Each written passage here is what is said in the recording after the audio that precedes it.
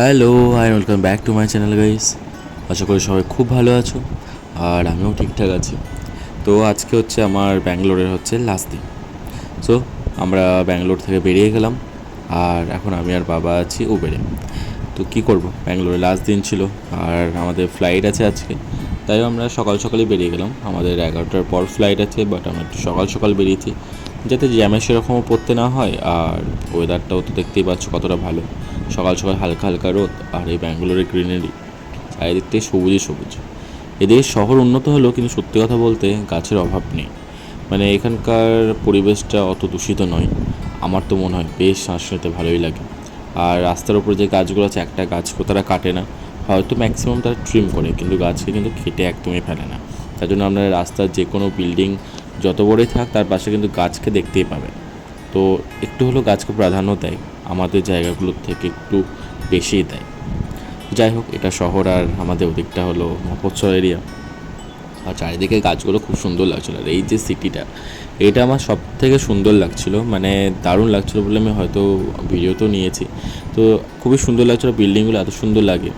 তো যাই হোক, আমি আর বাবা মোটামুটি বেরিয়ে গেছি। আমাদের বেশ কিছুদিন থাকতে হয়েছিল ব্যাঙ্গালোরে ফর ট্রিটমেন্টের ব্যাপার, আর এখন মোটামুটি ঠিক আছে, তার জন্য আমরা বাড়ি ফিরে যাচ্ছি। আর আমি আর বাবা এবার ছিলাম, তো একটু কষ্টই হয়েছে সব কিছু ম্যানেজ করাটা। তো এখনও মোটামুটি সব ঠিক আছে, আমরা চলে যাচ্ছি। আবার হয়তো আসতে হবে চেক আপের জন্য ব্যাঙ্গালোর। তো এখন তো বাড়ি পৌঁছায় ঠিকঠাকভাবে ফ্লাইটটা আগে পাই, আর বাবাকেও ঠিকঠাক সামনে নিয়ে যেতে হবে।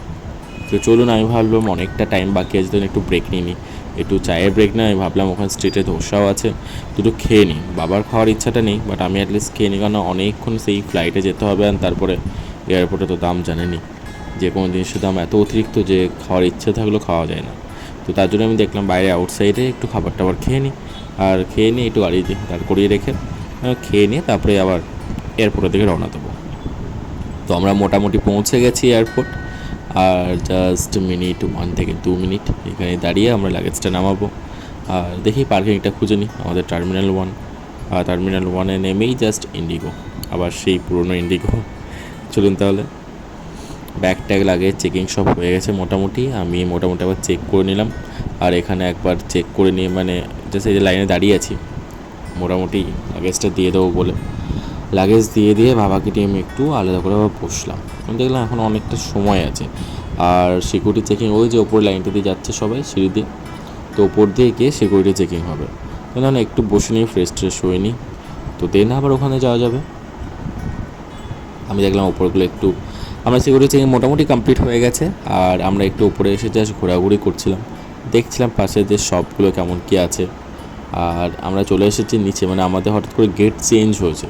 গেট প্রথমে 17 ছিল, তারপরে সেটা 21 হয়েছে, সাডেন চেঞ্জ হয়েছে। তো ঠিক আছে, কোনো ব্যাপার না, সময় ছিল, সময় থাকতে থাকতে আমরা চলে এসেছি। আর এই যে বাইরের ভিউটা দেখছেন, এত সুন্দর লাগছে না? সত্যি সুন্দর, মিথ্যা বলে লাভ নেই, সত্যি সুন্দর। আমরা এখন বাস থেকে উঠে আমরা এগুলোই চেক করছিলাম। বাসে উঠে গেছি, বাস থেকে অ্যাকচুয়ালি এই একটু ডিস্টেন্স আছে, বেশ ডিস্টেন্স বলতে গেলে, তো অনেকটাই যেতে হয়। আর গিয়ে তারপর আবার ফ্লাইটে উঠতে হবে। অনেক সময় কী হয়, সুবিধা হয় কি, একদম আপনার এয়ারপোর্টে থেকে প্রায় টানেল থ্রুই আপনি চেপে যাই। বাট এবার টানেল থ্রুই চলছিল না, অনেকটাই আমাদেরকে আসতে হলো বাসে করে। ঠিক আছে, বাবার খুব একটা অসুবিধা হয়নি, ওরা বেশ ম্যানেজ করে যায়, ওরা হেল্পফুল অনেকটাই।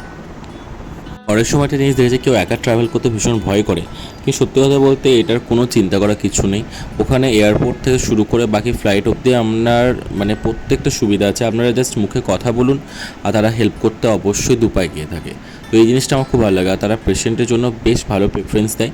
জাস্ট একটা প্রথম থেকে একটা পেপার করে নিতে হয়, তারপরে ওরা হুইল চেয়ারের ব্যবস্থা করে দেয় যদি কোনো পেশেন্টের প্রবলেম থাকে। তো এই জিনিসটা আমার সব থেকে ভালো লাগে। তো যাই হোক, এই জিনিসটা আমি খুব উপভোগ করলাম। আর বাবার ক্ষেত্রেও এই জিনিসটা খুব হেল্পফুল ছিল। তো ওনারা যথেষ্ট মানে মাঝখানে জিজ্ঞেস করেছেন are you okay are not. তো এই জিনিসটা খুব হেল্পফুল ছিল, যেটা সবাই অনেকে ভাবে যে ভয় করে। যাই হোক, হঠাৎ করে বীরভূমে আবার এসেছি, মানে এখন অবশ্যই দুর্গাপুরে আছি। দুর্গাপুর এয়ারপোর্টে লাগেজগুলো মোটামুটি কালেক্ট করে নিয়েছি। আর ভীষণ গরম, সত্যি কথা বলতে ভীষণ গরম। মানে এক জায়গা থেকে ওই জায়গা থেকে এসে এই জায়গায় পড়লাম, ভীষণ গরম। যে বাবাকে দেখছো, আমি বাবা বললাম আমি হেঁটেই যাব, কোনো অসুবিধা নেই। যাই হোক, আমাদের মেন একটা সমস্যা হয়েছিল, লাগেজ চেঞ্জ হয়ে গেছিলো। মানে একজন মহিলা আমার ব্যাগটাকে ওনার ব্যাগ ভেবে জাস্ট নিয়ে গেছিলেন। আমি হঠাৎ করে সাডেন দেখলাম যে মনে হচ্ছে ওটা আমার ব্যাগ। তো যাই হোক, আবার মিসআন্ডারস্ট্যান্ডিং ক্লিয়ার হলো, উনি বুঝতে পারলেন যে ওটা হ্যাঁ ওনার ব্যাগ নয়, আমার ব্যাগ। তো আমি আবার আমার ব্যাগটা নিয়ে নিলাম। আমরা গাড়িতে চেপে গেছি, এয়ারপোর্ট থেকে বেরিয়ে এবার বাড়ির জন্য রওনা হয়ে গেছি। আর কিছুক্ষণ বাদেই 2 থেকে আড়াই ঘন্টার মধ্যে আমরা বাড়ি চলে যাবো। আর ব্লগটা এখানে শেষ করবো গাইস। আশা করি ব্লগটা আমাদের ভালো লাগবে। ভালো লাগলে do like, share and subscribe my channel mix page like. সবাই ভালো থাকবেন, সুস্থ থাকবেন। আবার দেখা হচ্ছে পরের ব্লগে।